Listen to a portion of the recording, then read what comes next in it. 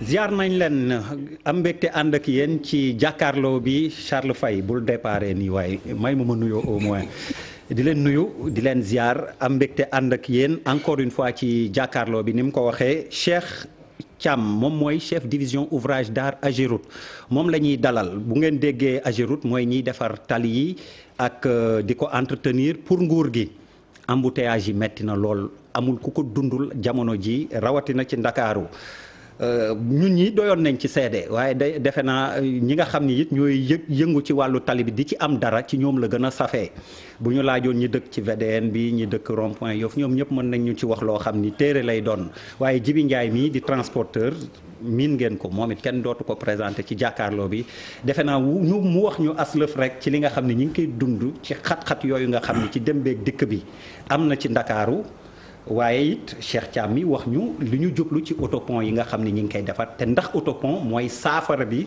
dëggantaan alors Jibi ci yow laay doore nga wax ñu rek ci tënk li nga xam ni yéen mun ngeen ñu ko wax te ni ma wax sénégalais lambda bu fi toogoon mën ñu wax lu dul deñ ci jafe-jafe yi ñuy dund ci embouteillage jamono ji ci Dakar jarul lim nag fépp la Jibi bismillah.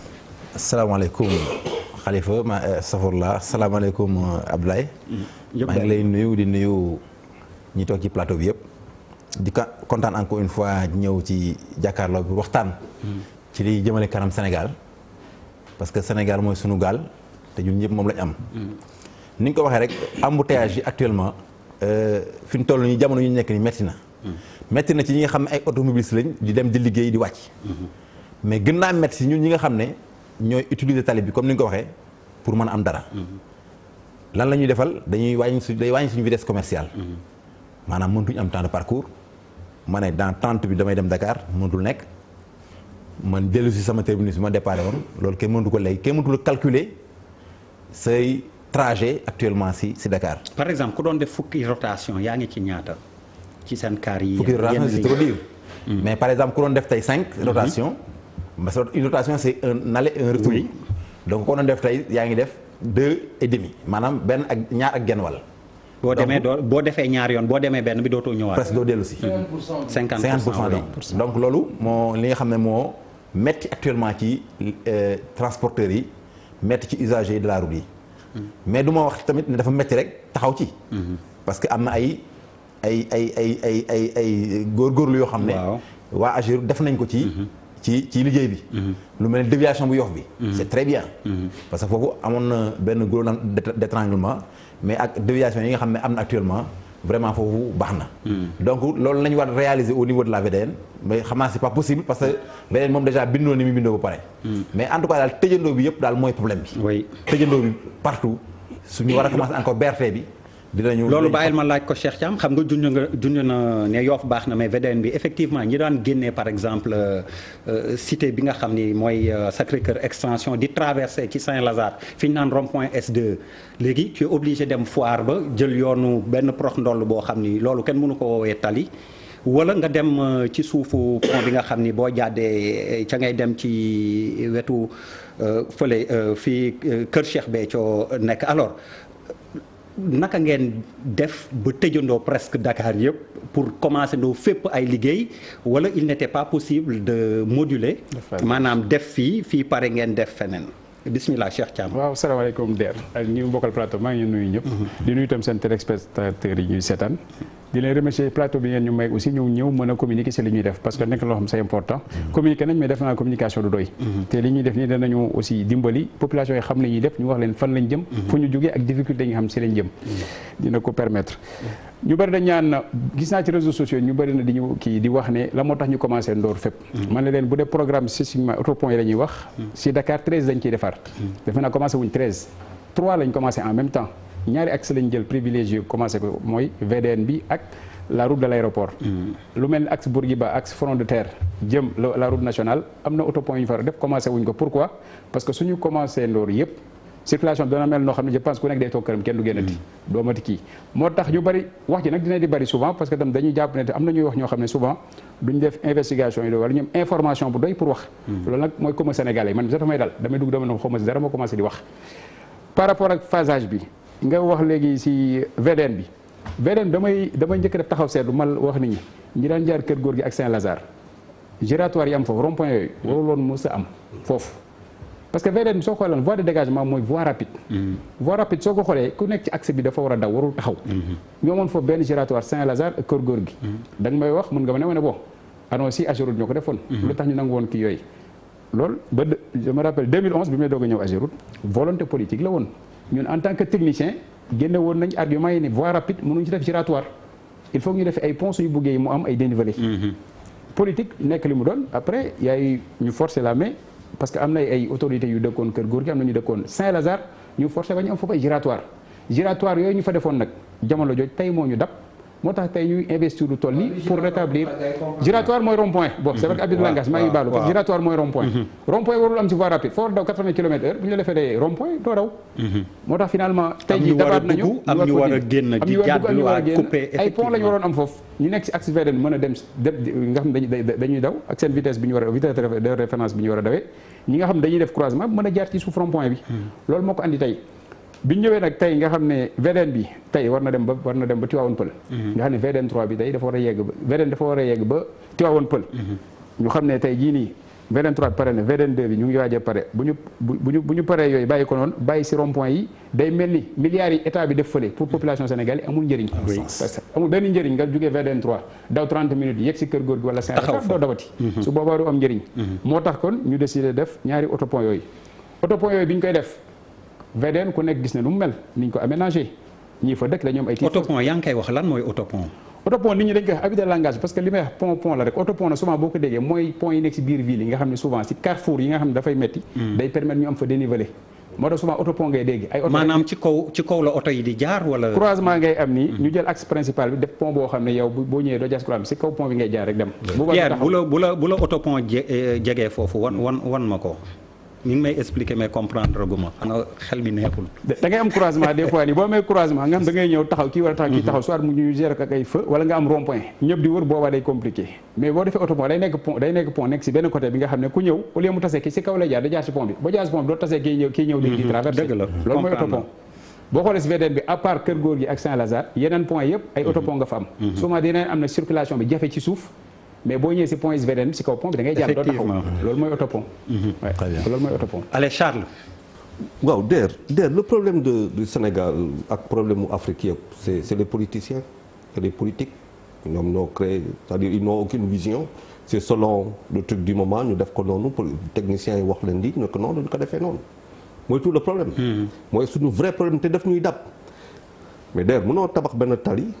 10 ans après ngay xalaat autopont wala 20 ans après ça veut dire que tu n'as pas travaillé sur une génération ou 2 générations te quand tu travailles en politique l'urgence am na mais urgence ici au niveau santé wala yeneen mais du question kii circulation mënul nekk urgence rek booy régler tey tali par exemple c'est pour 50 ans c'est 75 ans voilà 100 ans parce que quand même il y a une progression démographique bu am maanaa Dakar boo xamante ne 300 000 habitants dans les années 70 qui passe à 800 000 1 million dans les années 80 nekk 4 millions tey mais il est évident que si tu n'as pas une politique urbaine benn vision urbaine boo amul dara mais tu te fais rattraper à chaque fois et il est inacceptable à chaque fois ñuy avancer tous les 10 ans ñu am lu ñuy créer c'est pas possible je pense que kooku problème bu dul jeex la daa un problème commercial comme l'a dit Djibril Ndiaye mais ñoom transporteurs yi mais Der je veux dire on a un port boo xamante ne les aliments qui viennent de l'intérieur du pays la consommation le transport le flux des biens de la consommation mais day jaar si yoon lay jaar mais am na yoo xamante ne mën naa mu yàqu nga sànni ko parce que tout simplement ay denrées périssables la c'est-à-dire il y a un ensemble d'incohérences politiques boo xamante ne moom la ñuy dawalal que nos politiques di dawalal et en fonction de leurs rendez-vous politiques électoraux qui pose un vrai problème dans ce mooy Sénégal mooy Afrique yëpp c'est ce que nous avons on n'a pas une perspective on n'a pas une prospective ñu ngi defar autopont yi c'est bien boo xoolee les ronds-points par exemple moi le problème que j'ai avec l'AGEROUTE ou je ne sais pas les concepteurs de ces ponts qu'ils nous ont fait lu mu tudd ay seen rond-point yooyu rek mën nga fa tabaxee au moins benn cité si biir c'est-à-dire ça n'a aucun sens quoi quand tu regardes comme ça alors qu'il aurait suffi tout simplement ay autopont yu ngay def je ne peux pas comprendre ça aussi il y a des moments yoo xamante ne aussi patriotisme daf siy bokk patriotisme mooy mën a taxaw ne politiciens yi mooy aussi nos comment dire les entrepreneurs qui rentrent dans des travaux yoo xamante ne amul benn budget du Sénégal. Mais Charles wax na ko tamit ce sont les politiques Oui, qui décident et qui ont dire, forcé la main quand oui, même. mais je veux dire, ce sont les techniciens. premiers qui ne sont pas des patriotes parce que les rendez-vous qu'ils ont sont pas des rendez-vous patriotiques, ce sont des rendez-vous personnels. Loolu moo ñu dal. Alors donc Dakar souffre. Dakar c'est 0,03 du territoire du Sénégal. Ouais. 554 kilomètres carrés. Si biir 554 kilomètres carrés yi ñun ñëpp Dakar boo xoolee agglomération bi la nekk. Mais ça veut dire que ce n'est pas possible. Ba pare nous sommes que d'ici 2050, tu imagines, on peut être entre 10 millions à 12 millions de Dakarois. Qu'est-ce qu'on va faire à ce moment-là? C'est à 3 là où il y a des pays qui imaginent 2, 3, 4 ponts. Nous, c'est à ce moment-là qu'on va commencer à imaginer des ponts. Mais c'est tout de suite qu'il faut le faire. Moi, je pense que bon, le vrai problème que nous avons aujourd'hui et incidence yu muy am ci économie bi au niveau des taxes parce que ñoom bu ñu dawalul comme il faut donc ñu bëri tardé nañu seen liggéey donc partout tu as des goulots d'étranglement extraordinaires xaalis bu dul ñëw et la faute tout simplement à des gens qui prennent des décisions parce qu'ils sont au pouvoir. Alors Malal yow it xam naa ni banlieue bi mais Malal nee na day déglu Malal taay da nga changé. sañ na dem bu ma yegsee loolu laa ko basin wam bi dañ ma doon tuddee doom barki dem. waaw macha allah kon yaa ngi baptisé ba tey. sama rakk moomu tuddee doom quoi. ma ne ko yaa ngi baptisé ba tey ji yal na dund am ndey ak baay alors autopont mi ngi nii ñu ngi koy wone donc Pierre xaw nga yéex de xam nga dam la doon suturaal bi mu la ko joxee ba léegi yaa ngi ma koy doog a woon alors Papis par rapport à circulation bi li ñu koy wax yow ban taxaw seetlu nga ci def. Déjà il faut partir d'un constat man boog personnellement man ñam naa ko lourdeur du embouteillage. man moom dal na parce que du may faral di tardé te semaine passée am naa retard de 3 minutes. 7 minutes ça m'a fait mal c'est vrai parce que c'est pas dans mes habitudes malheureusement. may imaginer nag combien de Sénégalais yi am ay déconvenus par rapport ak li nga xamante ni moom mooy travaux yi avant ñu commencer ñu ngi wax ak sunu gan Thiam maanaam peut-être c'est un mal pour un bien malheureusement parce que pour construire il faut un investissement il faut des efforts côté boobu nga ko mën a jàppee quoi leneen li nga si mën a wax comme ñun affaire tali xamuñu si lu bari dañuy gis goudron bu ñuul rek xamuñu si lu bari donc il faut faire en sorte que pour man qu'on ne revienne pas sur ça comme ñëpp a koy subirandoo tous les Dakarois dañ koy nangu muñ ko parce que c'est pour les Dakarois pour ñun suñu circulation comme nag daf nañu effort nangu métier boobu dañuy ñaan que qu'on ne revienne plus sur cette affaire mu nekk loo xamante ne dañ ko régler quoi pare nañ ci waaw en rappelant également que c'est vrai que ils ont xawma pour des raisons techniques wala seen expertise moo wax ñu jël choix boobu parce que mu ngi wax 13 la ñu war a defar 3 la ñu commencé gum et moom mooy yi nekk fii quoi côté bi mais je pense que si boo jàppee à partir de croisement Cambérène jëm foofu Thiaroye et tout également xawma qu'est-ce qui a été prévu mais pour l'instant aussi c'est intenable par exemple pour croisement Cambérène moom léegi il faut faire par exemple pour nga ñëw c'est bon à dire parce que les gens le vivent un peu parce que par exemple pour nga jógee côté bay ñëw côté Almadies parfois wala Yoff da ngay ñëw ba croisement Cambérène tu sautes tu passes par Yaraax nga wiiri jël ay corniche pour ñëw Almadies on le fait je te jure on ngay def quoi ça veut dire que c'est vrai qu'ils ont commencé par cet axe mais monsieur le directeur fële am na urgence ça chauffe également terriblement alors autopont yi ni ñuy wax benn étage la mais buuba États-Unis boo demee Dallas da ngay gis 4 wala je ne veux pas exagérer je pense que 5 Dallas yu tegloo boo leen di xool da nga naan nii li ngay wax tu as même du mal à compter tellement c'est haut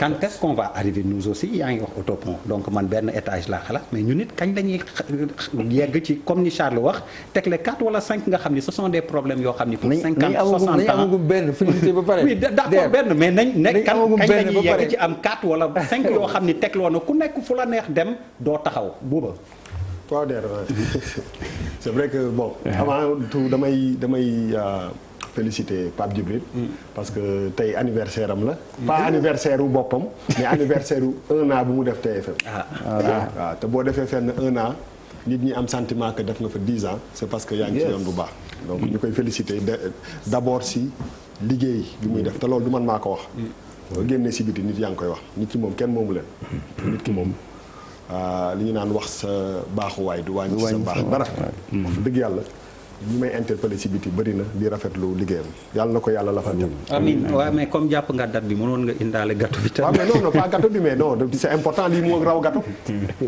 parce que sénégalais yi ñoo ko moom. parce que bu ñu fi tegoon gâteau il faut ñu jox ko sénégalais parce que ñoo ko bëgg. benn façon gâteau voilà der dafa ndànk rek tant que gis naa la si naaj bi nga ñàkk tooy xet waaye ñu ne ma kii mooy def ak yéen jàkkaarloo ma ne ko moom kii day télé yu baax na si moom. waaw léegi yow loolu benn affaire la ban conclusion nga ci tiré. ñaari der laa xam de la journée daal li ngay doxal. non guddi bëri na xaw ma foo jógee nag waaye sonnoon nga trop. waaw beneen bi wax naa la li ma sonal de. beneen bi mooy donc malal séeréer bi rafet na trop.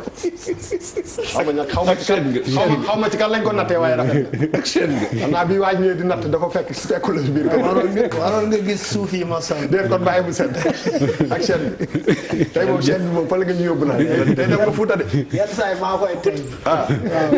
bu lépp lay reet ñetteel lay takk di ngeen xam dem leen rek. alors boobu ñëwal ci. waaw donc di wax que ni xam nga quand même ñi ngi dalal Cheikh. mais c'est dommage que plateau bi war a mën a nekk plateau de communication pour Ageroute on n'est pas là pour ça. xam nga nit yi dañuy xëy di liggéey. am ay projet ñii war a tuxu ñii war a teg entreprise ñii war a jël seen dëkkukaay yi dem feneen donc nit ñi même booy def loo xam ne dafa nar a changer seen nekkin même bu dul ñun muy suñuy rakk ak suñuy doom ak yooyu da nga ko am pour wax ak moom. anticiper parler aux Sénégalais au Dakar waa en tout cas ñi nekk fii pour que nit ñi xam que ni ñaari at yi di ñëw nii la dëkk bi di doxee. et en conséquence nit ñi organiser wu.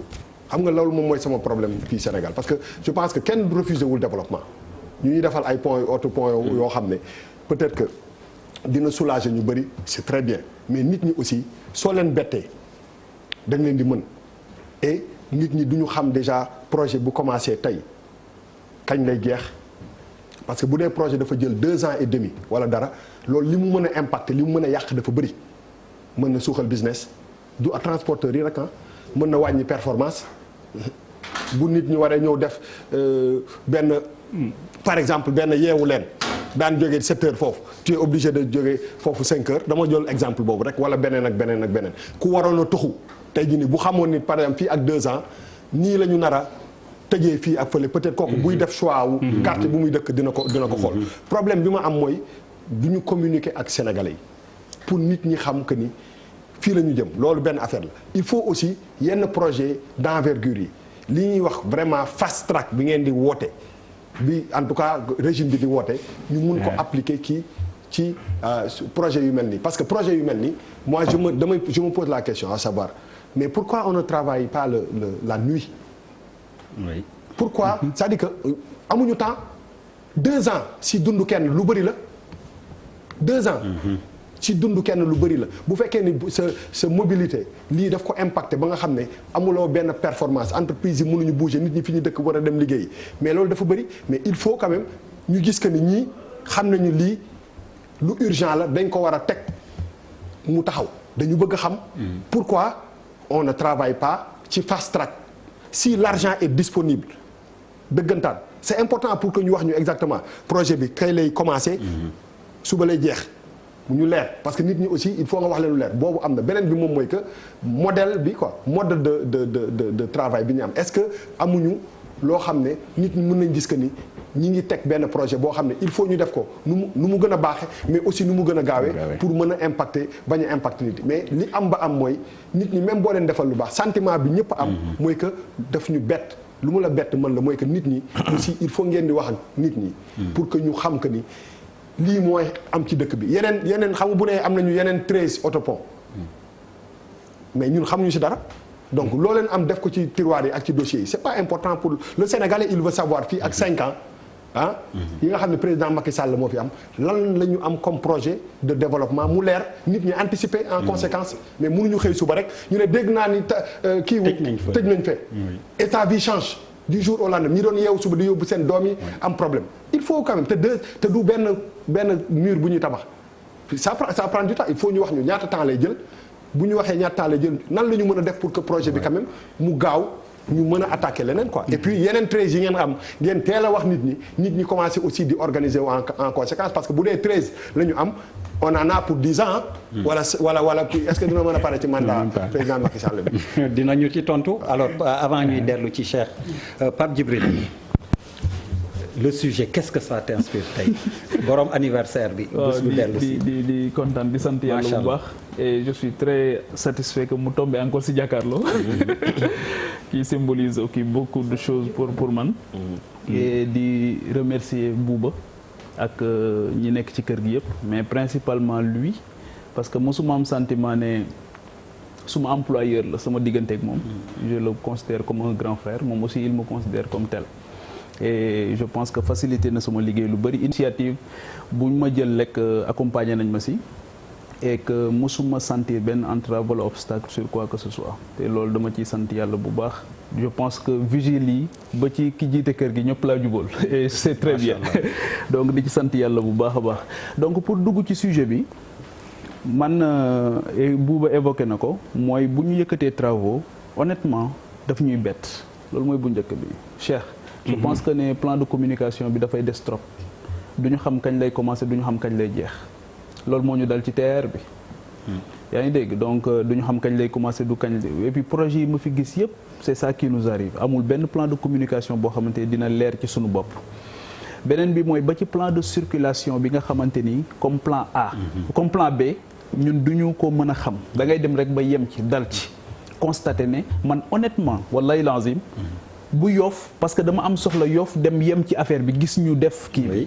gisuma ko fenn yëguma ko woon honnêtement man mii noonu laa ci dalee alors que je pense que ñun ñi nga xamante ni ñun dañuy xëy di wër information bu fekkee ne ñun mënuñu ko yëg c'est parce que il y a problème quelque part beneen bi mooy la répartition des tâches situer responsabilité yi am na ci loo xamante ni Cheikh tey xëy na bu koy def dafa nar a nekk avocat CETUD xaw ma ban parce que la mobilité urbaine CETUD moom moo koy gérer donc aujourd'hui ñoom aussi seen niveau de responsabilité ci affaire bi nii fan la toll ak ñoom aussi ci wàllu communication bi aussi fan lañ ci toll leneen li mooy dafa mel ni moi j'ai l'impression que gestion des conséquences la ñuy gën a def ñun par ricochet gestion de l'urgence c'est-à-dire que tey sur 20 ans Dakar nan la war a mel sur 20 ans gis nañ ne léegi ci wàllu tabax ak xeet yooyu ñoo ngi ci macrocéphalie amatuñu suuf c'est fini maintenant dans 20 ans Dakar lan la war a nekk lan la war a demee ci wàllu transport ci wàllu santé ci wàllu nangam yooyu yëpp tey jii je pense que ne on va vers l'incertitude la seule certitude que nous avons c'est notre incertitude par rapport ak sunu avenir waaw je pense que ne loolu aussi Cheikh xawma yéen lan ngeen ci kii beneen bi mooy est-ce que on peut envisager aujourd'hui encore au-delà des autoponts yi nga xamante ñoo ngi koy defar nii ay missions de correction ci yeneen ci wàllu infrastructure tey jii est-ce que amul leneen loo xamante ni aussi war nañ ko corriger parce que moo ngi nekk di sonal li nga xamante ni moom mooy Dakar waaye beneen bi mooy toutes les villes modernes 30% au moins dinañ ko octroyer à la circulation tey jii ñun nous sommes en deçà de 10%. Est-ce que dans ce sens aussi on peut envisager foo xamante ni xëy na nit ñi dëkk nañ fa parce que voie de dégagement nord bi loolu la ñu waxoon ne loolu lañ ci bëggoon mujj gi ñu jaay suuf si gars yi daal di koy tabax ak yooyu dëkk ci est-ce que tey jii mën nañu dem vers une mission de correction dans ce sens-là. alors Pape maa ngi doon noter fi mu nekk nii je pense que mun nañ dellu très rapidement ci Cheikh Thiam am na laaj yoo xam ni war nga ci mën tontu Malal ba léegi tu passes. Malal nee na ay ca moom mi ngi ci ngénteem li ba léegi alors est-ce que dina gaaw mooy question yi ñu fi jàpp at aussi chinois yi man gis naa ñi ngi liggéey ci VDN bi dañu am réputation dañuy suul seen liggéey jékki-jékki suul li mu kii donc est-ce que loolu xëy na mun na nekk luy xaw a dalal xel yi disant que chinois yi dañuy sulli jékki-jékki rek donc affaire bi mel ni lu ñu luxus mu gaaw liggéeyu fast track bi Bouba évoqué lan nga ci mën a indi comme tontu ak chronogramme est-ce que am na chronogramme kan moo koy defar waaw xam nga junj na nee naa la man gis naa chinois yi di ci liggéey alors ndax sunu gars yi mënuñu defar autopont waaw alors Cheikh chronogramme bi aussi donc c'est si bon benn condensé la question yu bari la mais bon je pense que mën nañ ko jël de manière chronologique commencer parce que fi ñuy commencer mooy bi ñuy wax waxu pont waxu planification problème yi yëpp à la base pour man planification la parce que gouverner c'est prévoir avant tout maintenant je pense que Sénégal amoon na avant ministère du plan ñu doon planifier ce qu'on faisait du temps du PS si je me souviens jeune là mais bon je m'en rappelle un peu ñu dem ba si kanam après am na transition ñu demaat ba si ñu avancé ba je pense ba depuis 2012 depuis l'arrivée du président Macky Sall ñu am ce qu'on appelle le plan Sénégal émergent baax na baaxul pour man c'est un plan au moins c'est une base plan soo jëlee plan Sénégal émergent bi am na plusieurs volets volet bi ma gën a xam mooy volet infrastructure soo jëlee volet infrastructure ñu koy décliner dañuy dem ba autopont yi dugg si parce que da ngay am li ñuy wax volet bu ñuy wax assurer aux populations la circulation des personnes et des biens boobu moo la yóbbu si problème boo xam ne li ñuy wax benn programme zéro bac boobu dafay am ñaari volet bu ñuy wax volet désenclavement mooy touché ñi nga xam ne ñu ngi dëkk si zone yi nga xam ne dañoo enclavé wu avec les fleuves notamment zone nord Fouta avec le fleuve Sénégal zone sud fleuve Casamance ak zone centre bi avec le fleuve Saloum boobu mooy volet désenclavement bi soo jëlee programme bi par exemple bi ñuy wax ni autopont yi am na 5 ouvrages yoo xam ne c'est prévu pour ñooñu nga ñëw après moom deuxième volet bu ñuy wax mobilité urbaine bu ñu koy wax dafa concerner les villes principalement région de Dakar parce que région de Dakar tam lu ñu mënti wax tam dafa am loo xam ne il faut ñu taxaw seetlu ko mooy lan ñu am na koo wax sànq ne aujourd'hui sur Dakar on a 3 600 000 habitants pour 0,3% du territoire national boo jëlee 3 600 000 yooyu ñoom ñooy 50% des citadins du Sénégal nga avancé nga xool parc automobile bi au niveau de Dakar on a 400 000 véhicules aujourd'hui dans la région de Dakar et le taux d'accroissement est de 10% par année. loolu tamit quel que soit looy planification day am souvent input yoo xam ne mën nga ko maîtriser mais dina am ay facteurs des fois yoo xam ne day exogènes yu ñëw yoo xam ne da ciy grévé wu ba nga xam ne même boo planifié woon dara mën na bouger donc par rapport ak planification bi li ñuy wax sànq ay planification manqué na amul mais am na facteurs yoo xam ne ñëw na pour man aggraver situation bi maintenant par rapport entre autres solutions yu am solution bi du ay autopont kese parce que mobilité urbaine mën nga ko assurer mais tam soo amee explosion démographique bi il faut que tam ñu xool transport bi nu ñu koy rééquilibrer ko avec des transports de masse je pense loolu moo indi lu mel ni TER bi mooy tax moo indi tam lu mel ni BRT bi loolu tam moo ko andi ñu passé loolu ñëw Dakar ñu ngi wax sànq ñu planifier ko dédié ay espaces dédiés aménagement pour man mooy jiitu dëkk Dakar peut-être suñu jëlee partie yi nga xam ne fii lañ ko fekkoon du temps colonial muy plateau fekk nga fa aménagement boo xam ne aujourd'hui ça marche pas c'est quelque chose qui passe encore comparé ak les nouveaux quartiers yi nga xam ne après indépendance la judd bu ñu xoolee situation bi fa am aujourd'hui maintenant nag pour man au niveau de Dakar le mal est déjà fait le mal est fait quelque part am na lu ñu mën a corriger mais quel que soit lu ñu corriger mënul parfait entre autres solutions tamit am na lan mooy souvent liy am si yenn pays bu njëlee fu mel ni Nigeria mooy créer de nouvelles villes je pense que volonté bi am na ak Diamniadio donc loolu dina permettre aussi décongestionner Dakar wàññi population bi et dina atténuer pression bi ñu am au niveau de Dakar loolu mooy pour man par rapport ak stratégie bi ak développement bi ak les alternatives yi ñuy trouver pour wàññi pression bi am si Dakar par rapport à la mobilité de un de deux ñu ngi wax problème ouvrage ñu wax Yoff wax problème communication bi communication pour man du doy li may wax chaque jour nit ñi ma ne leen j'aime bien contribution ne positive na dinañu permettre ñu améliorer li ñuy def genre contribution yi ñun on est toujours preneur mais su ma jëlee bu mel ni Yoff li may wax communication du doy je suis d'accord on peut toujours mieux communiquer et bii dinañ ci jàng pour mieux communiquer si ouvrage yi ci topp mais si je prends le cas de Yoff bu ñuy wax un ouvrage à Dakar c'est avant tout c'est l'État communication bi nañu koy articuler tout ça par exemple pour l'ouvrage de Yoff qui est dans la ville de Dakar tout ça est articulé autour du préfet de Dakar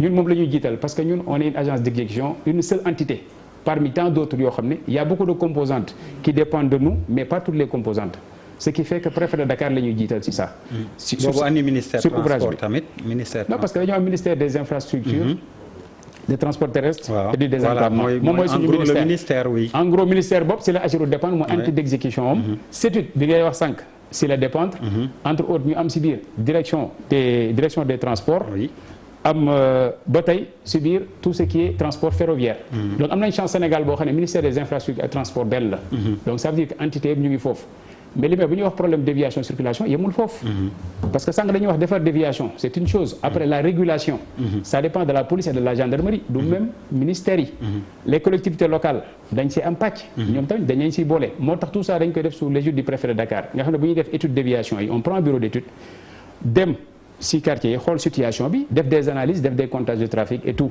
moo ñuy permettre ñu projeté wu ne déviation bi nii lañ ko war a defee mais duñu yem foofu parce que boo demee dans une ville man dëkkuma Yoff Guédiawaye laa juddoo màggee Pikine su ma demee Yoff lu ma xam-xam Yoff ñu dëkk Yoff ñu mën a xam Yoff ce qui veut dire que donc on fait des ébauches dem au niveau de la mairie partager ko ak mairie bi comme dernièrement def nañ ko Kër Massar mairie bi dafa ñu non déviation li ngeen prévoir mais am na déviation yu ngeen xam bu ñëwee visiter ko mën na tane ñu dem ak ñoom visiter ko xool ne alternative la amélioration Yoff bi ñu ko defee ak la mairie bi dañoo xool ñu ne bon Yoff li fi am lii la mënuñoo def mieux fekk ngeen fi benn route la route de l'aéroport en 2 fois 2 voies li ngeen fi mën a def mooy defaat 2 voies de part et d'autre moo tax ñu def ko yemuñ si parce que d'habitude da nga daan gis déviation ñu def ko latérite fii ñu ne non on va pas faire de la latérite parce que flux bi dafa important soo fi defee latérite bu tawee kenn du jàll donc qu'est-ce qu'on fait dañ koy revêtir ñu def revêtement donc plan de déviation mais yemul foofu loolu mooy li dépendre AGEROUTE ñu ne bu ñu ko defee ba pare Sénégal lu si topp mooy régulation trafic day am nit ñi dañuy ñëw y en a qui respectent le code de la route y en a qui respectent pas ça ñu ne kon on travaille avec qui au niveau de Yoff ce sont les grands axes c'est la gendarmerie c'est pas la police c'est au niveau des villes ñu travaille avec gendarmerie sur le plan de la circulation ñu jox ñu des corrections ñu corrigé ko point de difficulté majeur bi ñu identifié woon c'était l'échangeur du CICES oui parce que l'échangeur du CICES bu foire bi échangeur foire bi dafa am ay cisaillement li may misaal problème bi ñu am si CICES mooy ban ñi nga xam ne tàmm nañ jël autoroute à péage bi di génn Pikine dañ ko daan am mooy booy génn Lobatt Fall boo ñëwee ngoon ngay génn yow boo naree génn kuy génn si autoroute normalement voie droite ngay nekk boo ñëwee génn dem sa yoon koo xam day kon ne nekk voie de gauche sénégalais dañoo mel ni man da ngay ko topp sagom war a génn Pikine gauche lay ñëw ba nga xam ne yes nes bretelle bi mu ne day génn mu coupé sama beneen morom génn ne bon man damay dem Thiaroye mais damay rester droite te damay jaar ci station bi su ma génnee ñëw ba si bretelle bi ma coupé defaat nii moo di problème yoo xam ne ñi dëkk Pikine yàgg nañ ko gis loolu nan lañ ko réglé si autoroute bi bu dee mën naa yégale lu gaaw nan lañ ko réglé mooy gendarmerie peloton gendarmerie nekk si autoroute bi ñoom ñoo fay taxaw bu ñu fa taxawee ku ñëw ba yegg si boo nar a jaar ñu la comme ligne bi nga nekk loolu lañ prévoir oon def ko Yoff gendarmerie na bi ñu ñëwee ñun gendarmerie dépendre aussi ñun am nañu ay problème effectif pourquoi la ñuy wax ñun am nañu problème effectif parce que Dakar dafa am indiscipline aussi indiscipline boobu dafa tax ñoom ils sont obligés d'être mobilisés sur tous les carrefours même bu dee effectif élastique léegi ce qui veut dire que léegi on va déshabiller gens pour habiller Paul après ñoom finalement loolu la ñuy wax mais pour liggéey fast track bi en fait mais le problème qu'on a moom laa wax si moom laa juñ ci début bi émission bi c'est pas pour faire la communication même tout à fait de projet bi loolu c'est un constat bu ñu amul mais léegi nañu wax ci Ali Kala ji quoi foofu laa jëmoon ci communication ba xam nga léegi waaw expliquer ñu comme il dit waaw rek si loolu laa bëgg a wax par exemple bu Yoff bi par rapport à la communication ce qu'on a eu à faire moo ko bëri na bëriwul lan lañ def mais ñun yëpp kenn yëgoo ko ci woon xaw ma lan ngeen def ay journalistes la fi su ma waxee pare nag léegi dinaa laaj yow noo def ba yëgoo ko par rapport à la communication bi lu ñu def comment ça au niveau non mais Cheikh foo rek laa doon xaar te àgg nga Charles ay non Charles lu ma def non dafa am lu mu def lu mu wax ba yëgoo ko waaw mais da ko war a yëg tout à fait d'accord naa da ko war a yëg xam nga je disais fii il y a quelque temps on a une administration de commandement on n'a pas une administration de service et c'est le mal de l'Afrique et du Sénégal fii administration yiy wax yu may dëgg ñuy wax c'est la gendarmerie c'est la police comme par hasard ñoom ñooy commandement boo demee Touba du am lu ñu wax Gamou nga déglu leen et c'est à la télévision on les suit ils expliquent clairement et pourtant ils sont dans le commandement le problème que nous avons mais on ne doit même pas attendre qu'affaire yi commence vous devez nous expliquer ça et avant vous n'êtes pas là problème bi mooy on ne sait pas nous parler le contribuable là parce que quoi qu'on dise milliards yi mais c'est l'argent des Sénégalais tout à fait c'est l'argent de nos enfants de nos petits-enfants parce que am na ay bor dañ koy fay et on ne parle pas après quand le gars vient il nous dit affaire yi nii la c'est comme ça et puis nous on est des moutons de Panurge on suit tu viens nous les gendarmeries mais je suis désolé da nga ne y a 400 000 voitures il y a 4 millions de Sénégalais une voiture pour 10 Sénégalais c'est aussi simple que ça alors quand on prend 4 millions de Sénégalais non 400 000 véhicules non dama ne y a 4 millions de Dakarois tu as 400 000 voitures ça te fait une voiture pour 10 personnes du dëgg boo àggee ba foofu mais loolu da nga ko war a xam avant wala doo ko xam avant non attends tu administres une ville il y a un projet de ville tout à fait il y a 400 000 voitures à Dakar 4 millions de Dakarois mais c'est quoi la politique de ville c'est quoi la politique de circulation c'est quoi le plan dakarois de circulation on n'a rien laissé. C'est quoi les emprises mooy lu ngay wax sax que 30% dédiés à la circulation à Dakar on a moins de 10%. C'est quoi le projet de ville loolu tax ma ne la sànq le problème de notre pays là il est politique. Est-ce qu'on peut aller vers une mission de correction? Mais il parle de Diamniadio. Je suis désolé. On parle de Diamniadio. Je suis désolé. Il y a des études qui auraient peut-être. Moi, j'ai eu vent qu'il y a des études qui n'ont même pas eu le temps d'être finies que Diamniadio a été construite. Donc, on va reproduire le même modèle et que Diamniadio est construite vers l'intérieur et non l'extérieur. Donc, kooku beneen affaire la. nan dem ba si kanam di ngeen gis. Le problème qu'on a. Il y a combien de travailleurs qui montent tous les matins à Dakar, qui viennent tous les matins à Dakar? Les retards qu'ils font mais on aurait pu peut-être anticiper sur ça def benn simulation waxtaan ak Dakarois yi ne leen que nous allons faire quelque chose au mois de février ou bien de juillet prochain. Mois de tel. Voilà yu demee noonu. Mais nous allons faire des simulations sur par exemple lu décembre bi ñu def ay simulations xool quels sont les goulots qu'on va rencontrer et on réaménage. Est-ce qu'on ne doit pas prendre des sens yoo xamante ne benn sens unique la de telle heure à telle heure et ainsi de suite et on met tout c'est-à-dire mu am benn sentiment d'appropriation. Dakarois yi parce que affaire c'est pour nous. Je suis d'accord. Mais il faut nous parler. Nous ne sommes pas des... C'est-à-dire, il faut changer fondamentalement le paradigme que vous avez vis-à-vis de nous, Dakarois. Nous, on fait et puis vous exécutez. Alors, Charles, pour le chronogramme, s'il vous plaît, cher Thiam. Attends, beneen affaire sax. Ah, pareil. Non, pas pareil, parce que comme Bouba dit, sinon on fait de publicité à non, un chronogramme. Effectivement, Charles. Il y a 13. Non, loolu lay gën a nuroo te ñun wax fa dëgg yàlla nekkul ces autoponts là aussi là pour que nous xam quoi. Est-ce que bon le terre on nous avait dit telle date, je pense que j'aurai le temps de voir mon petit-fils avoir ses bébés. On ne sait jamais bon dites-nous quoi. Donc on demande la même chose le chronogramme. su dee par rapport communication bi dama doon kii après ñu déglu ma. et puis lu tax Bouba yëgu ko comme nga ni Bouba waroon na ko yëg lu tax. non parce que par rapport communication su loolu laa bëgg wax dama ne leen communication bu ñu jëlee ouvrage Yoff bi nga xam ne moom la ñuy wax nii am na communiqué yu ñu def pendant 2 mois sur tous les réseaux sociaux boo xam ne préfet Dakar moo ko porté passé au niveau des réseaux sociaux uniquement. non 2 mois avant loolu njëkk a def. c'est moins cher. non mais non léegi non Bouba nag da nga may non c'est xam nga la xam nga non attends mais Bouba non munoo ma ne doo defal ndànk rek. d'accord noo def ba yëgoo ko. Pape Djibril mii wax na ne yëgu ko. pareeguma yow dégg nga ko kii. Papis mais kon y a un problème. Bouba pareeguma de. yëgul nu de. Bouba waaw réseaux sociaux yi yëgoo. d'accord naa. non yëgu ma benn. ñu jógee ci réseaux sociaux yi dem ci rajo yi. pendant 2 semaines ñu def ay communiqués sur les radios de grande audience pendant 2 semaines ñu pare pendant 1 semaine. 4 jours mënoon ngeen ko def 2 mois. non 2 semaines bi kañ 2 mois la waroon rek. xaaral ma rek pendant 4 jours. ñu def ko. 4 jours nga wax de. non 4 jours ñu dem ci télé yi. pendant 4 jours def ay communiqués ci télé yi. sur les 3 grandes chaînes de kii. yi gën a mag 4 jours je suis désolé loolu doyul. non pas mais Dakar concentre 82% de l'économie sénégalaise. Je suis désolé c'est pas suffisant. Non ce que je veux vous dire. Dakar communication il faut nga d'accord benn affaire. que ni xam nga mënuñu ji sànni xeer bu auto pont yi ngeen def waxuñu loolu. dama ne non du tout. Sénégalais bu wax Dakar waaye parce que ñiy jóge ñëw Dakar bëri na dëkk am na ñoo am dëkkuñu fi mais yëguñu. problème bi man ñu ma gis ñëpp kenn ak anticipé wul woon ci loolu nan waxante dëgg ñun ñii ñëpp da nga yeewu di dawal romb aéroport ñëw ñu ne affaire bloqué nañ gars yi ne il paraît que dañ ko bloqué quand boo paree boo leen jëlee affaire bi ngeen xëpp ko préfet xam nga lan affaire bi non du tout jamais de la vie non man je pense que ne Cheikh xam nga lan li mu waroon pour man c'est le job des communicants yi nga xamante ni ñoom la seen institution yooyu am est-ce que CETUD liggéey na normalement avec AGEROUTE ak le ministère ak le préfet ci benn plan global de communication boo xamante ni dinañ ko évaluer daal ne temps bii lay toog les résultats yi lañ ci escompté. surtout les moyens qu'il faut parce que s'il me dit 4 jours rek. parce que immédiatement je pense à un problème de moyens. parce que pour man li gën a simple. mooy ñu gis waajooju taxaw ci télé bi di wane plan de circulation. naan léegi fii dootuñu fi mën a jaar liggéey bi nii la fii la ñuy jaar. mais vidéo boobu ñëw na TFM nii TFM lañ teg mooy wax. mais c'est ñëw na TFM non parce que. Cheikh moo tax may contester encore une fois man 4 jours yi nga wax. mais Cheikh a ngi doog a am sentiment d'avoir communiqué non communication dafa dem si média yu bëri mooy li may wax. commencé nañu réseau yi comme Bouba wax Bouba xam nga nag bu ñu demee si réseaux sociaux yi li may wax def diffusion yi après tam li may wax man je me suis assuré que ni jàll na si réseaux sociaux yi man gis naa ko man sama bopp.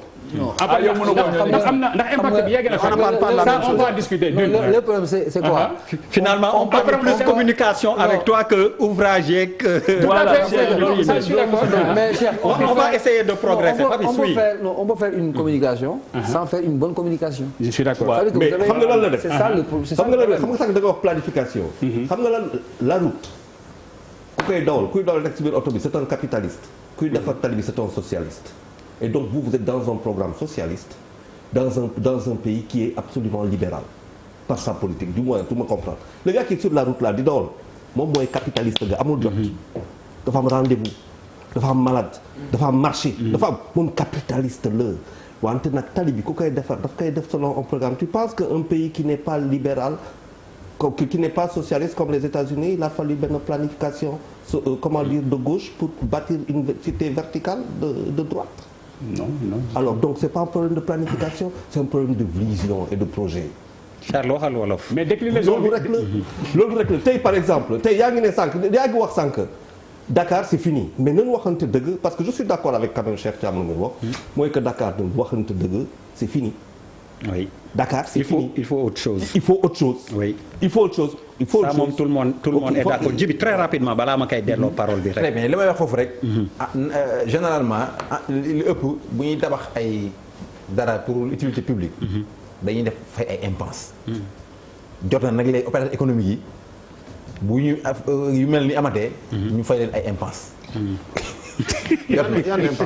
c'est-à-dire lii leen di impacté. parce que li ma bëgg wax foofu. non lii du fi lii. mais Charles je suis désolé ku nekk ak sa problème. publicité non pas publicité. il réclame li mu xalaat. on a investi 16 milliards. oui tey. oui. on va gis ngeen bus yu bees yi génn. oui on a mis 16 milliards. tey on a des problèmes de rentabilité chaque jour. oui ndax embouteillage bi effectivement c'est un problème. donc damay wax rek ne ñun ñëpp ay sénégalais lañ. te dañoo bëgg rek mu baax. bis boobu su ma sañoon d'ici 5 ans ma renouveler ko. amortir ko oui. mais si ça ne m'arrive pas. mais il faut nga arrêter loolu. xam nga lan ngay arrêter. merci Bouba. xam nga lan ngay arrêter. mais Bouba du arrêter. non il faut nga arrêter loolu. xam nga lan ngay arrêter. benn transporteur bu toog fii. naan bus boobu fii ak 5 ans ma renouveler ko te ba ma juddoo ba léegi même bus yi. moo fi c'est un problème. su ma sañoon laa boo sañoon doo ko. 50 ans déggoo ma la ba ma juddoo ba léegi. bus yi mooy yow daan daw mooy daw donc bu fi naan ay dans 5 ans ñu annulé ko. mais Bouba gis nga bu jàng yi neex rek nga commencé. non Djibril jàllal waay. mais bu si bees gisoo ko Bouba. non Djibril damay wax affaire waaw yaa moom bu yóbbu baax ci nag. donc non dama fiy génn. non laissez le terme. pour wax rek ne ñun Malal après dañuy impacté lu bëree bëri ci ay liggéey. oui. c'est très bien que le Sénégal est en retard. li ñuy def nii ça devait être depuis 40 ans ci ginnaaw. exactement c'est pas loolu donc dañuy encourager. autorités yi fi nekk di ko def. di encourager waa AGEROUTE. parce que bu paree tamit day nekk loo xam ne. finalement day baax si ñun. mais nag gaañ nañ ñu ci départ bi. donc loolu yëpp foo ñu ci xalaat ak ay plans de circulation yoo xam ne tamit. vraiment dina mën a arranger comme bu Yoff bi ak feneen. alors merci Malal donc man foofu rek oui on va revenir à ça y a pas de souci Malal enfin le sujet t'inspire depuis sànq ma lay jox nga naan ma baax na. en fait xam nga jërëjëf parce que tëli yi. boo ci yéeg di daw buñ ko liggéeyee ba mu pare nga yéeg ci di daw. nga xamoon distance bi nekk xëy na Géejawaay ba Foire wala nga xamoon distance bi nekk Foire ba Pikine. nga daw ci tëli yi da ngay kontaan parce que tu gagnes du temps. c'est important mais pour man. on n'en a pas besoin soxlawuñ ko li tax soxlawuñ ko pour le moment surtout fii parce que en fait pour man il faut qu'on soit cohérent par rapport ak politique de développement yi nga xamante ne ñu ngi koy wax par rapport ak politique d'émergence. pour man il aurait suffi de désencombrer les services yi nekk biir Dakar pour créer un autre mouvement parce que si les vendeuses de sandwich se déplacent les vendeuses de café yi jóge banlieue di def mouvement vers la ville. bu ñu defee une répartition des services ñu redistribuer services yi là où fi nit ñi di jóge parce que c'est possible de yenn bureau yi nekk Dakar ñu indi ko Guédiawaye yii ñu yóbbu ko Parcelles yii ñu yóbbu ko feneen ça permet de désencombrer et ça nous coûte moins cher parce que pour man c'est beaucoup plus réaliste parce que pourquoi vouloir depuis 1960 que le mouvement tout le temps muy nekk diggante de la banlieue wala de certaines zones au centre pour man war nañ mun a nit ñi war nañ mun a nekk fenn am fa lépp. nekk fenn am fa lépp parce que loolu moom mooy développement. am na fooy nekk si dëkk da ngay génn gis sa boo bëggee dem banque boo bëggee wut kayitu judd boo bëggee am lii. parce que pour man en réalité c'est ça l'émergence. beneen affaire bi muy wax ci impense sànq maa ngi ciy xalaat l'impense doit être à 2 niveaux parce que les populations autour desquelles embouteillage yi jaunes yi muy amee par exemple waa VDN d'un point de vue écologique santé. C'est-à-dire qu'est-ce qui est prévu est-ce que dans vos programmes yéen a ngi leen prévoir yéen aussi vous parlez d'impense yéen tout le temps da ngeen di wax waxu xaalis mais est-ce que avec les embouteillages yaa ngi jooy ne mënatu leen def ñaari rotation parce que oto yi mais dañ ça n'empêche pas au chauffeur de taxi de verser 10 000 doo leen wàññi versement am. prix bon taxi lay wax quoi. Oui. C'est vrai que les prix ont flambé aussi hein. Mais je veux dire est-ce que wàññi ngeen versement est-ce que wàññi ngeen versement non Malal waxoon naa la fii ne la. mais non. maa ngi ce système là. non projet bi mu amee ba léegi. est-ce que li gars yi versé. képp nan la de. non li Malal di wax. waaw c'est très bien. Malal képp nan la. non Malal. non bu dee 5 nga daan def nga def 2 et demi. ça doit se répéter. Jibi li nga wax dëgg la de. gis nga mais demal Côte d'Ivoire. mais est-ce que versement wàññeeku na. non doo buuba doo wax may. man maa ko yal kay. buuba waaw loolu laa lay wax. gis nga bi moo gën a dee. non oui man jéggikatu VDN bi la woon par SDE bi liñ ko tëj man premier impacté la 700 francs boo ko fayoon jéggi léegi 1500 ba 2000. 2000 laaj nañ ko pour jéggi VDN bi uniquement. alors que dafa le max c'était 700. mais Ablaye déggoo li ma la wax 2000 francs. yàlla biñ tiim boo xoolee les taximans. boo xoolee. jéggi VDN à bi 75%. de 700 à 2000 francs c'est les chauffeurs propriétaires. boo xoolee à 75%. taximan buy daw oto moo ko moom en général. waaw léegi defal sondage nga xool. mais non mais attends baal ma tu te fondes sur quel. waaw affaire bi yomb na quoi yeewu rek ne way taximan yi. mais ñoom it ci ñoom la bokk. transporteur la xam na li muy wax. non looloo ko fi tax a toog malal. non demal AIBD par exemple. c'est des chauffeurs propriétaires. non AIBD c'est. demal AIBD par exemple laa lay wax. c'est des chauffeurs propriétaires. ñoom ñoo seen oto. non loolu c'est un îlot. îlot la non pour wax na ne foofu la taxi ëppee. ce projet boobu mooy projet Samandi yi. yu iranien yi. boo xoolee ñoom ñëpp presque à 75% c'est des chauffeurs propriétaires donc ñun amuñu problème ak ñoom. mais amuñu relation. mais pour peut-être ñu delloo Cheikh peut-être xaw mais question bi ma la posé. pour question bu fondamentale. parce que yow yaa ngi ne gars yi pour quand même ñu jéem a rattraper. d'accord naa mais léegi le problème mooy que yow yéen chauffeurs yi ngeen di jox ñuy dem. ñu ngi verser la même chose. non ils ont des difficultés. non est-ce que ñi ngi verser ndax am nañ.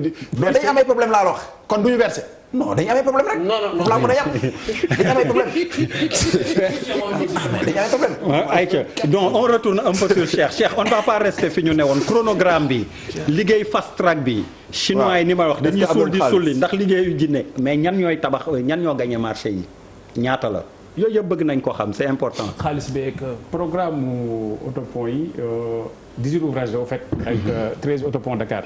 nekk pour un montant de 137 milliards 18 points yi. 137 milliards 500 millions de francs CFA. ñan ñoo koy tabax à réaliser sur 44 mois. donc mu war a jeex en juillet 2022 tout le programme. gagné par une société de nationalité française qui s'appelle Matière. qui a gagné tout le projet parce que c'est un financement assuré par venant de la France. qui est la Société Générale pour 137 milliards. Sur les 137,5. C'est-à-dire la France mettre de l'argent. France moo ko société. Non, je dis c'est la Société Générale. Qui assure le financement. C'est une banque. Et c'est sa société qui construit les routes. xam nga Sénégal xam nga li ñuy wax code des. maanaam bu ñu ko tënkee wolof mooy dañu leb xaalis ñu tabax foofu société tubaab tabax ko ba pare ñu war ko fayaat. pour ma teg loolu lay nekk analyse superficielle boo xam ne parce que li may wax tout ça c'est régi par le code des marchés publics parce que offre spontanée la. xam nga li offre spontanée boo xam ne code des marchés publics moo ko régir suivant les articles 81 et 82. donc da nga bëgg a expliquer que non permets-moi rek c'est pour nga da nga bëgg a expliquer que par exemple bu ñu sàndee marché les entreprises maanaam sénégalaises yu fi nekk antanuñu marché boobu ba ñoom ñu mun ko commencer par financer ko seen bopp loolu nga bëgg a wax wala. principe hors spontané bi mooy yow da ngay identifier des besoins de l'État yoo xam ne amul financement yi yow nga dem wuti financement. boo indee financement booba yaa koy réaliser. entreprise sénégalaise yu si bari incité nañ leen ñu jéem ko def mënuñu am na ñu koy def am na ñu ko dul def souvent du question man mais pour man volonté la ak demander benn accompagnement boo xam ne il faut nga wuti ko souvent nag les gens dañoo conservateur liñ tam mooy appel d'offre bëgguñu aujourd'hui adapté wu boobaa day compliqué c'est une société qui est venue xool Sénégal problème yi ñu am mobilité urbaine yan besoin la Sénégal am par rapport aux autopoints yi ñoom ils sont spécialisés dans sa matière ñu ñëw wuti seen financement andi ko État Sénégal signé dans le cadre d'une OSPONDé un contrat boo xam ne maintenant dans ce contrat il est stipulé entre autres par rapport à la sous-traitance parce que OSPONDé dafa am conditions yoo xam ne dañ koy décliner pour Sénégal gis ci boppam entre autres conditions dafa am li ñuy wax sous-traitance c'est-à-dire des entreprises de droit sénégalais dañ leen war a sous-traiter minimum 35% de droit sénégalais. de droit mooy mën nga nekk étranger nekk de droit sénégalais. oui bien sûr Charles non et délocalisation lay nekk non quand il dit de droit sénégalais Charles c'est évident non c'est pas je suis désolé parce que waaw kii il a bien rebondi il a bien c'est exactement ça finalement c'est une entreprise française de droit sénégalais. non de droit sénégalais c'est ce que je dis c'est une évidence sénégalais bi ngay dindi ils peuvent être des Français et venir mooy li ma wax c'est une évidence mais Cheikh yow Cheikh ci li nga xam ci expertise sénégalaise ak sunu xarañ ak yëpp ak yéen li ngeen jàngi woon nekk ay doomu Sénégal ndax jàpp nga ne tey autopont yooyu bu fekkee ne dañ koy def nii de façon progressive sur 44 mois 3 la ñu song sunu gars yi fi nekk nii amuñu possibilité tabax 3 autopont amuñu xaalis ñu xaar pare loolu ñu fay leen seen xaalis. xam nga Pape ñu ñëwaat rebondir sur les autres. mooy li ñuy wax wala ñu séddale leen 13 autoponts yi. xam nga mooy li ñuy wax léegi dafa nekk loo xam ne da ngay ñëw wut financement réalisé. entreprise sénégalaise tey boo demoon def paquet ji bu wut financement am ñëw réalisé ko ay la yéwén boobaa da nga koy am. maintenant li ñuy wax par rapport à sous-traitance bi dama jël exemple mel ni Yoff CSE moo koy defar CSE xanaa doon na du ñay sénégalais. c'est kenn dox lu ñuy Sénégalais xanaa si li même au-delà te yemuma si lool parce que dañuy wax entreprise bi mais yemuñu si lool parce que tam dafa am li ñuy wax leen genre OSPONDé boo ko dafa am li ñuy wax transfert de technologie soo jëlee entreprise bi mel ni matière seen spécialité mooy lan defar métal par rapport ak seen marché bi ñu ko signé dafa am ay engagement yi jël état du Sénégal mooy former des Sénégalais si métier métal d'une de deux ñu créé fi usine am na usine bu ñu créé Diamniadio tout ce qui est béton préfabrication Diamniadio la ñu koy defaree y a plus de 200 Sénégalais yoo xam ne mosuñ jàng moyen de préfabrication ñu ngi foofu li préfabrication nga xam ne éléments yoo xam ne dañ koy defar Diamniadio indi ko fii tey usine bu ñu monté Diamniadio la ay Sénégalais ñoo fay liggéey loolu assemblage la montage rek cher c'est pas ambitieux. Non, pas vous pouvez être plus ambitieux en réalité. Mais Pape Djibril. Est-ce que tey Sénégal bu ñu paree ci autopont yi. est-ce que tey les Sénégalais. auront la possibilité bu fekkee ne transfert de technologie bi am na. ak compétence bi. dem Burkina wala Mali yóbbu fa seen expertise tabax fa autopont.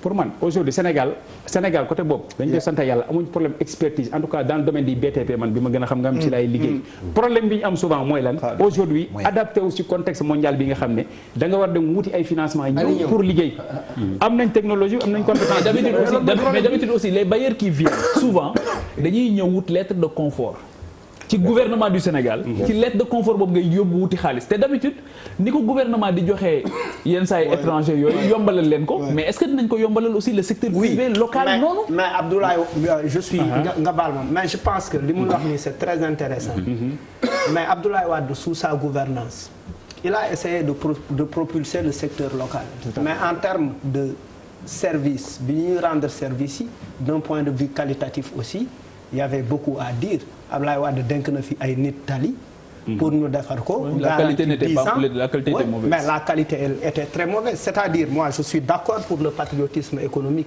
et tout mais derrière quelles sont les réponses concrètes yi nga xamante ne secteur ñun bi ñuy bëgg di défendre naan woy Pape Djibi am na entreprise buy defar tali sénégalais la dañ ko war a jox. Est-ce que la personne on doit lui donner.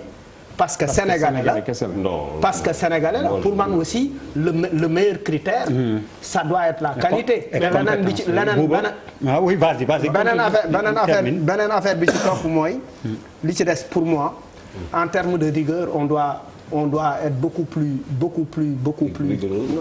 mais non mais je suis pas parfaitement d'accord ak Manal pourquoi je le dis mooy c'est un cercle vicieux c'est-à-dire que au départ entreprise française yi boo jógeen fii waxuma la pour ne pas convoquer ay 137 milliards li gën a ndaw boo jógoon fii jël autoroute à péage bi boo fa taxawee business boo fa def ak entreprise française nga ko def banque boo taxaw dugal fa sa xaalis c'est une banque française station d'essence bi station bu kii bu c'est-à-dire que il faut ñu comprendre benn affaire. oui mais man dama la déglu ba pare. non. waaw mais non tey moom doo ma dagg. dama la bàyyi ba nga pare ma wax. yow tu vas me laisser terminer. je vais pas te laisser. mais moom yow moom moo ko non plus. émission bi non da ngay déglu émission bi santul Ndour non au contraire non arrête non mais sois sérieux non mais bu ma la bu dagg yaa daqa dagaate da ngay bàyyi nit ñi ñu dagg moom doo ma dagg def ma ko la dernière fois tu vas me laisser terminer après nga wax kon damay dox ba émission bu ma waxul damay dox ba émission non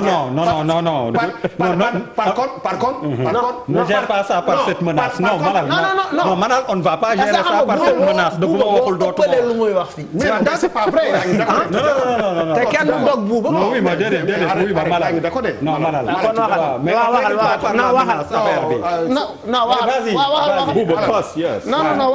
man du ma toog si plateau bi. non mais tu me laisses da nga may bàyyi. da nga may bàyyi dama ne du ma toog si plateau bi yëpp ba manquer le de respect il faut pas me manquer de respect. baal ma quand même. waaw baal ma moi je te respecte il faut que. waaw baal ma voilà moi je suis là pour dire ce que je pense. baal ma convoquer ay Ndour émission bi Ndour la sax. non baal ma on peut se passer de ça quand même. non mais Bouba loolu. voilà waaw mais d'accord non parce que fi nga ko yóbbu rek fi nga ko yóbbu rek. je le dis da ngay gaaw a changer. il faut que tu arrêtes. non sincèrement. mais moi je te coupe pas booy wax dama la bëgg a déglu. ma ne la est-ce que mu la d'accord mais laisse-moi terminer. mais l'évocation de Ndour dama lay takki mais yaa ko fi évoqué mais laisse-moi terminer. bi ngay wax dama la déglu. boo waxee man soo waxee ba pare nga déglu man mun nga ma bàyyi ma wax li may wax. waaw d'accord mun naa ne d'accord ma ak yow. waaw d'accord dama ne la li logique ba logique te ñu xam ko bi ñu xamee ba léegi. moom mooy que France conflit d'intérêt boobu ñu am entre les entreprises françaises mooy que bu ñu naree def lii c'est les Français ñoom ñoo koy financer ma ne la loolu bu jarul sax ngay convoquer ay marché 137 milliards c'est l'évidence tey jii nii entreprise française bu doon def marathon fii sax c'est toutes les entreprises françaises qui vont ñoo leen di aider loolu dëgg non nationaux là. mais je suis d'accord. avec ce système là suñu champions nationaux yi du ñu mës a egg fenn. mais bu ñu convoqué ay rigueur ak.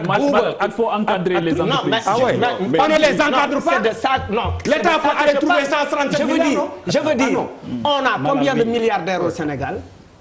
on a combien de Sénégalais qui à chaque fois bu ñu waxee affaire patriotisme ku ci nekk jóg yuuxu yëkkati sa baat. mais aujourd'hui on est envahi par Auchan, on est envahi par Total. Qu'est-ce qu'on fait de Dembaka? Pourquoi en fait les Sénégalais qui sont dans ce secteur ne se regroupent pas? On ne peut pas reprocher à un businessman d'aller chercher des opportunités ailleurs. Il y a énormément de Sénégalais qui sont ailleurs et qui cherchent des opportunités. En Chine, à Paris, il y a Chinatown. Et pourtant ouais, mais tu peux pas prétendre à n'importe quel aux États-Unis, les Chinois, ils sont dans le transport ils sont les plus visibles dans le transport. Mais c'est pas vrai. Non, les Chinois sont très visibles dans le transport américain. Mais c'est pas vrai. Ils ont investi énormément de moyens dans cette je suis désolé, les États-Unis, c'est pas vrai. Non, c'est pas vrai. Non, pour une fois, bul weddi loolu. maa la gën a yàgg États-Unis, c'est pas vrai. Mais d'accord, mais xëy na gën nga wax noonu c'est pas vrai. Voilà, en fait, allez, mais on revient. Il y a un point sur Charles, lequel après Pape Djibril, qui est assez important et pour suñu secteur privé tey boo xoolee le volume d'investissement réalisé au Sénégal à quel niveau suñu investisseurs privés yoo xamante ne ay Sénégalais la lan toll mais qu'est-ce qui se passe parce que aussi foog ñu waxante comment ñuy nax Sénégalais yi parce que ñoo xamante ne dañuy ñëw fii di fi indi 135 wala 200 milliards du seen xaalis dañuy dem projet bi c'est structurant projet bi bu structurant tu sais que tu vas mu ngi mel na par exemple autoroute à péage xam nga que di nga am xaalis boo defee calcul bi par rapport à nombre de passages par jour ñu multiplier ko par temps c'est amorti nga dem gis banque bi lebal la xaalis parce que daf si génn obligatoirement léegi problème bi fan la ne xam nga lan la mooy information ak paradigme bu fekkente ne les hommes d'affaires sénégalais am nañu information si gannaaw loolu mu am beneen information bu am solo mooy que les banques yu fi nekk c'est pas forcément des banques sénégalaises c'est pas forcément des banques sénégalaises. Donc gën nañu sujet bi xëy na mais dafay won rek benn affaire mooy tout le travail qu'on doit faire pour que suñu souveraineté financière et au niveau de sénégalais yi mënuñu ñu dépasser la bande des 30 wala dem ba 50-60% nga xamante ne mënuñu tere nit ñi ñëw wante bu ñuy ñëw tam di fi liggéey mu nekk matière wala mu nekk keneen ñu ne la ay saawaay fii am na fi sénégalais boo xamante ne da ngeen di ànd si biir te da ngeen di partager affaire bi ñu xool. mais tu rêves loolu amul fii. waaw je suis d'accord boobu je suis d'accord. loolu rek laa fi wax je n'ai rien dit d'autre. mais loolu tax je suis d'accord avec toi moi je suis d'accord avec toi ça veut dire que bon maintenant il faut voir bu ñuy wax que ñenn ñi les travaux n'ont pas été bien faits il faut aller voir l'enveloppe parce que souvent tam c'est un problème que nous avons nit ñi dañuy ñëw parce que xam nga bon ñun ñëpp am nañu ay jaar l'argument de l'enveloppe aussi ne peut pas prospérer. boo ko mënul def ci enveloppe boobu bu ci dugg. voilà fii wax ma tabax nañ fi lu ne tabax nañ fi benn. je suis d'accord mais je dis si c'est pas possible avec. pont de 1992 lañ ko tudd non. Sénégal 92. Le pont n'a pas fait le pont def na 20 ans deful 30 ans. le pont n'a pas fait 30 ans mab. c'est impensable. ci dëkk bu jaar yoon. mais pourquoi dans la précipitation. loolu laa la wax il arrive des moments yoo xamante ne les enveloppes qui sont mises mais ça veut dire dafa am ay genre convergence yoo xamante ne patriotisme newutu fa. loolu moo ñu dal mais pour revenir sur la route bon c'était juste une question. oui Papis Diaw. en fait c'est que débat dama ko déglu dafa neex. débat bi léegi quoi c'est intéressant mais gars yi dañuy fàtte ne ñoom ils sont dans un pays qui s'appelle le Sénégal. ça veut dire quoi qu'on est nul. non parce que dañuy nekk en retard si énormément de choses. c'est que boo jëlee. Papis bul wax loolu si ma fait mal quand tu dis qu'on est en retard. Ageroute nga déplacé ko boo demee dans d'autres secteurs d'activité. le même problème se repose. je convoque juste benn exemple bu ndaw qui peut régler le problème en attendant ñuy toll fii bëgg a dem. suñu suñu téo boobu tojoon fii bu mu tojee Kër Momar Sarr. les gens ont été obligés Sénégalais on attendait les tubaab pour ñu dépanner pour ñu mën a naan. ça veut tout dire. et ça pouvait se faire ici. quand t'as l'eau qui est une source naturelle vitale bu fekkee sa ndox mu ngi tegu si beneen nit waxuma ay tali. gis nga il faut xam nga keroog maa ngi la koy wax fii xëy na xam nga dama génnul Sorbonne ak agrégat moo tax booy wax dañu dafa dof il faut qu'on repense notre type de développement. c'est ça le problème forcé bi fa la nekk la preuve c'est tellement banal mais jël exemple bi ñun on n'a pas conçu ay yoonu fas wala dara oto la ñuy créer la ñuy prévoir nu mu gën a dawee ça c'est un modèle occidental c'est un développement occidental moom mooy l'avenir c'est pas notre orientation on ne fera que suivre muy sur la route muy sur l'électricité surtout il faut que les gens reprennent leur avenir en main dana defal seen bopp mais xool billahi on aurait pris un autre secteur mu toog fii ce serait la même chose quand tu entends Bouba souvent mais chaque fois day actuel parce que Bouba il te dit li mu wax nii da koy wax chaque fois est-ce que secteur dafa bokk c'est une réalité il faut repenser notre modèle de développement c'est aussi simple que ça. allez oui Djibi Ablaye li ma ci yokk rek li ñuy wax ci secteur privé bi c'est pas pour def publicité mais il y a un an et quelques créé nañu lu ñuy wax le club des investisseurs. c'est pour ñi nga xam ne ñi ngi investir Sénégal. boole seen doole pour projet yu mel noonu. c'est vrai que Cheikh kii na ko wax na ko léegi souligné na ko que spontané kii nga war a defar mooy dem wuti xaalis bi. donc loolu bu ñëwee ba ay grands yoo xam ne dajalu nañ comme Sénégal man am possibilité def financement ci yenn projets yu mag yi. dina nekk lu ñuy arrangé. mais tamit état du Sénégal war na accompagner les Sénégalais. war na accompagner le secteur privé loolu moom manqué na fi. waaw oui. manqué na fi trop. parce que le club des investisseurs xam naa ne dégg ngeen ko. oui bien sûr avec le docteur Abdourahmane Diouf. donc vraiment c'est pas pour faire de la publicité mais ñu ngi liggéey ci côté boobu pour que yenn marché yi mën ko capter pour Sénégalais yi mën ci gis seen bopp. allez Pape Djibril xam nga balaa may terminer par rapport ak secteur privé bi c'est même limité gis nga Emmanuel Macron moom mooy VRP bu entreprise française. oui c'est le premier VRP même. c'est lui qui porte le combat. parce que xam na li mu koy jural. aussi bien au niveau interne qu'à l'extérieur. yaa ngi dégg loolu dafa am solo trop leneen li mooy pour revenir ci autopont yi Cheikh. est-ce que gros œuvre yi tey France lañ koy réaliser. est-ce que tey jii chinois yi nga xamante ni ñoom ñoo dugg ci sous-traitance boobu. c'est des entreprises chinoises. de droit sénégalais. voilà. loolu aussi c'est une autre réalité boo xamante ni des fois ñun dañuy xool France mais à part France aussi ñeneen ñi ñoo ngi bëgg a rey ci suuf. te là c'est là où l'État peut être très intéressant. Malal wax na ko léegi problème mu rigueur ci livraison. yenn kii ouvrage yi mais sa waay njaboot soo ko amee da nga koy dimbali. ni nga koy dimbalee mooy jox naa la projet bi mais du ma la ko jox rek bàyyi la dama la koy jox mais continuer di la topp ba nga xamante ni boo koy livrer qualité bi ci war a am yëpp exigence bi yëpp di nga ko ci am parce que c'est entre nous ñu ne neen la kenn raxuñu. te bu fekkee ne bëgg nga créer ay champion mais ñëpp xam nañ yoon bi mais tubaab yi ñooñu ci bàyyiwul en réalité. lu leer. parce que moom Cheikh wax na ko léegi nee na entreprise bi dafa ñëw identifier les besoins du Sénégal en matière de mobilité. kon ñun mënuñu ko woon identifier suñu bopp. mënuñu woon xam ne loolu am nañ soxla bu toll noonu. mais ça nous ramène à li ñu doon wax rek. exactement on lui donne l'occasion de rek. mais vraiment c'est 30 secondes quoi. 10 secondes. parce que deuxième partie jot na. li muy wax nii par rapport aux routes mais c'est ce qui s'est passé pour Auchan. Ils sont venus, ils ont vu comment les gens fonctionnent, ñu implanté ko fi.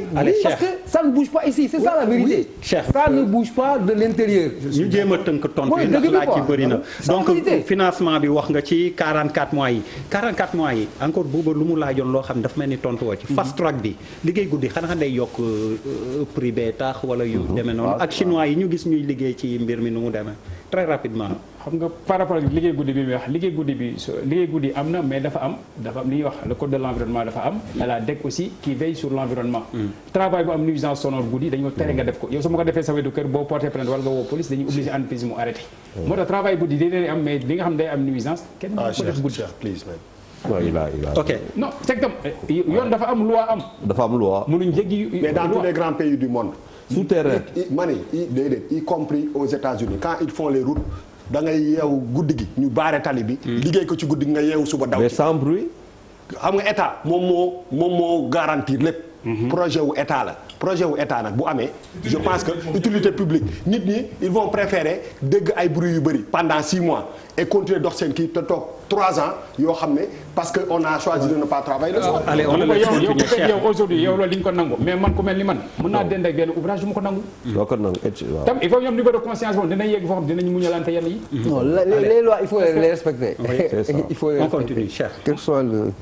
moom la ñuy wax toujours ba ñëwaat ci par rapport ak projet parce que su ma jàppee tënk bu général si li ñuy wax par rapport ak ouvrage Yoff li ñuy wax mbiru communication bu wax nañ ci ñun gën nañu ñaax pour ñu dolli ko parce que nit ñi dañuy jàpp ne doyul comme nit ñi la ñuy liggéeyal tam bu nit ñi liy doyul tam dañu ci def taxaw seetlu xool ne doyul ñun tam am na loo xam ne seetlu nañ ko mooy lan mooy li may wax projet bi dafa am composante ba service de l'État itam yeneen service yi il faut ku nekk jàpp li nga war def nga def ko ku nekk def li nga war def loolu daf may delloo tam ci usagers yi citoyens moo wax sama bopp wax ñëpp mooy lan discipline dafa am règle dafa am bu ñu travaillé suivant les règles du mës a sotti code de la route dafa am ku nekk dafa am fa war a jaar policier am gendarmerie amul ku ko toppul du sotti parce que damay wax souvent mooy samay xam xarit man la dafa mel ni am lu am Sénégal mooy dafa mel ni ñun kii mu ngi ko doon wax sànq Papis mu ngi koy sànq dafa mel ni dañoo jógee village bi ñëw village lañu jógee ñëw Dakar mais dañoo dem ba si yoon bi ñu jël yenn habitude village yi bëgg ko indal Dakar mooy ñu am tali loolu tax ñu ngay dee ñun Dakar waay yemuñ so lool ñu indi ay nag teg ci man village voilà justement ñoo indi ay nag Dakar indi ay sereet ci kaw tali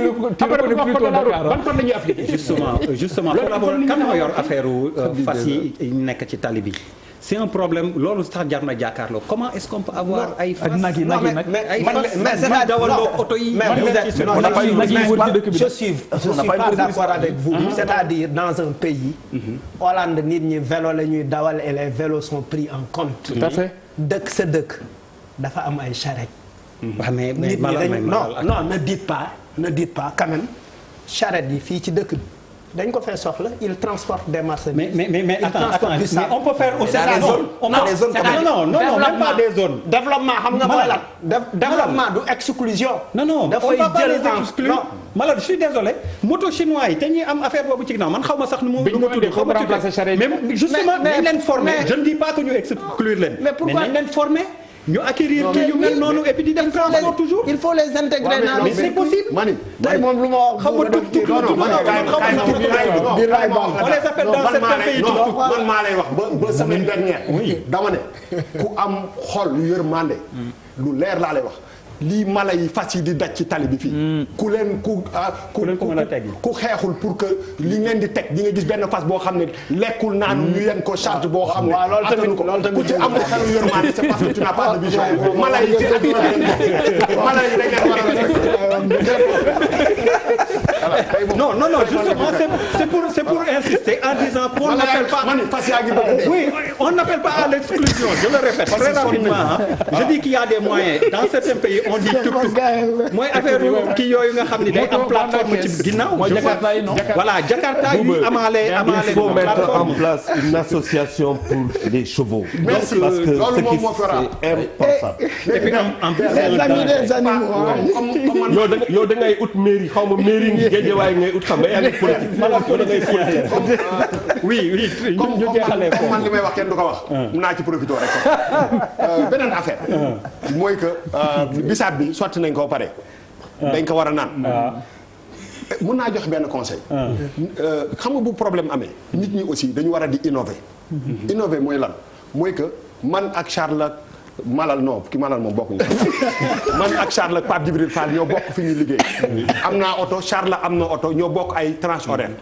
carpooling li ñu koy wax dafa am États-Unis am voilà nit ñi aussi non attends nit ñi aussi il faut bu ñu amee problème ñu organiser wu ba nga xam ne ci biir entreprise yi na nit ñi waxtaan day wàññi pollution day wàññi dépense te day tax nit ñi gën a jege parce que ki ngay bokkal oto bi ngeen am kii boo leen dul woon waxtaan sax di ngeen waxtaan loolu benn affaire la beneen affaire yi yenn entreprise yi nga xam ne am nañu possibilité yenn heures yi ñu liggéey ko pourquoi ne pas travailler la nuit les États-Unis la France la Chine le Japon dëkk yooyu yëpp dañoo avancé parce que dañu adapté wu par rapport à la réalité ñi mën a liggéey guddi di nga am internet bu doy di nga am circulation bi kii te di nga am peace of mind maanaam jàmmu yaram nit ñi aussi en dehors de tout ça il faut ñu réorganiser seen bopp ba nga xam ne seen nekkin tous les jours mën a nekk est-ce que ci li nga waroon tontu je pense l'entreprise chinoise bi ñu ci gis muy liggéey nee nga ñu CDE mi ngi à Yoff. CSE compagnie Sahel d'entreprise. Alors les Chinois qu'on a vu dedans ce sont des sous-traitants. Chinois mooy Enan Chine mooy ñi defoon stade de l'Amitié. oui c'est sous-traitant lañ. loi la ñu wax pays itam dafa am ay règles. man entreprise de droit sénégalais xam naa ko. mais une entreprise de nationalité sénégalaise man loolu xamu ko. léegi tam bu dee tam législation bi dafa war a évoluer après loolu c'est autre chose. mais aujourd'hui li am texte yi am ñu ciy travailler entreprise de droit sénégalais la nga xam ci texte yi. ok ça aussi il faut ñu wax ko. moo fi nekk sax.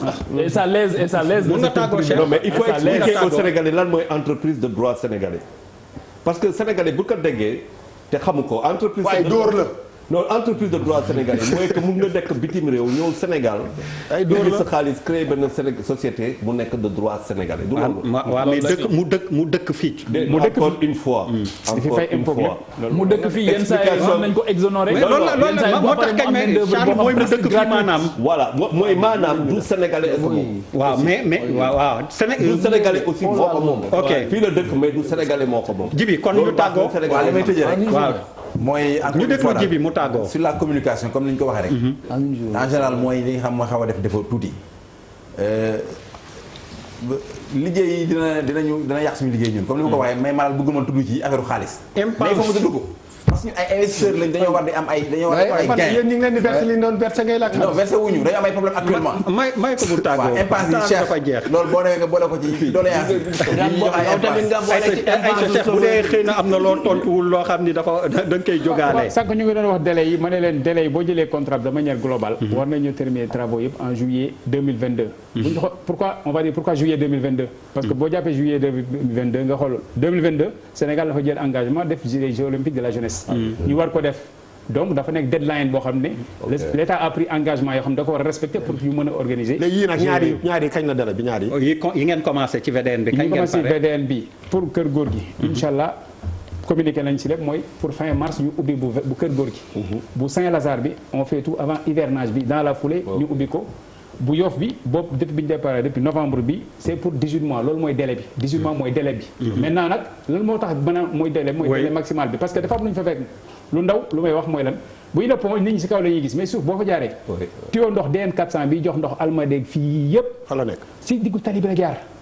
loolu aujourd'hui bu ñëwee dindi ko teg dañuy travailler ndox ngeen di wax kenn wax ci dañu naan waa Azero dagg nañ kii bi tuyau boo foog ñu dindi ko dindi boo xam ni duñu couper ndox bi et loolu day yokk suma délai yi mais du loo xam ne souvent mën nañ si communiquer parce que bu tojee comme li tojoon front de terre boobaa lañ koy yëg loolu tam day nekk loo xam ne souvent day grève délai yi ñu war a am ay plan en amont yoo xam ne amuñu ko plan yooyu boo ko amul dem war a def sondage yi boo ko gisee entreprise boo ko gisul ne la boo lii bokkul woon si délai andi nañ ko aujourd'hui mu ñëw nekk facteur yoo xam ne dafay yokku délai yi souvent day am tam affaire yoo xam li may communication peut-être dafa ñu communiquer mu Mais génne Cheikh, tu veux dire qu'il n'y a pas une cartographie yokku délai yokku xaalis bi.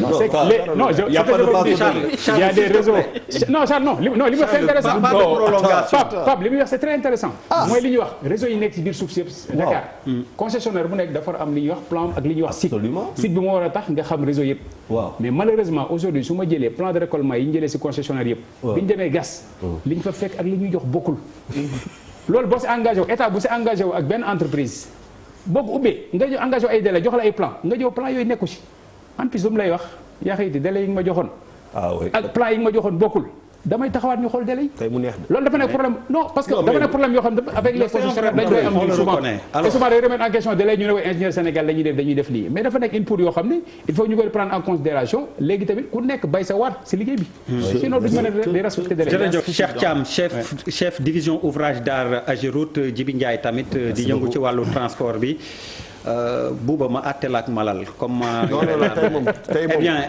boo nee du ma topp diw fa ngeen jëm moo waaw dëgg la mais Malal a raison yaa fi dàq dagge te kenn du la dagg deuxième